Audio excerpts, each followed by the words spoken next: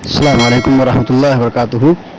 عبادت محضہ اس عبادت کو کہتے ہیں جس کی علت معلوم نہ ہو سکے، جیسے نماز ہے، صبح کی 2 ہی رکعت ہے، ظہر کی 4 رکعت ہے، عصر کی 4 رکعت ہے، مغرب کی 3 رکعت ہے، عشاء کی 4 رکعت ہے۔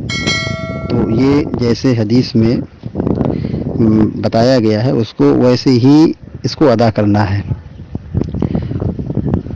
تو اس کا معنی معلوم نہیں ہے، ہمیں حکم دیا گیا ہے، ہم کو اس کو ویسے ہی کرنا ہے۔ تو اس قسم کی قبیل عبادتوں کو عبادت محضہ کے نام سے اصول فقہ میں جانا جاتا ہے۔ ایک قسم کی وہ عبادت ہے جسے ماں باپ کی خدمت کرنا، صدقہ کرنا، زکوٰۃ دینا۔ تو اس کی ایک حکمت معلوم ہے کہ صدقہ دینے سے مالی برکت ہوتی ہے، صدقہ دینے سے مصیبت دور ہوتی ہے، یا ماں باپ کے ساتھ صلہ رحمی کرنے سے اور اچھا سلوک کرنے سے ہمارے بچے بھی ہمارے ساتھ اچھا سلوک کریں گے، یا ماں باپ کی خدمت کی جو فضیلت ہے اور جو اس کا معنی مفہوم ہے آدمی جان لیتا ہے۔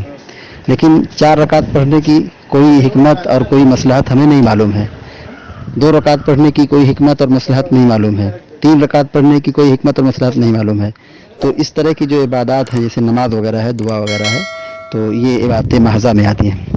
امید کی بات سمجھ میں آ رہی ہوگی۔ السلام علیکم ورحمۃ اللہ وبرکاتہ۔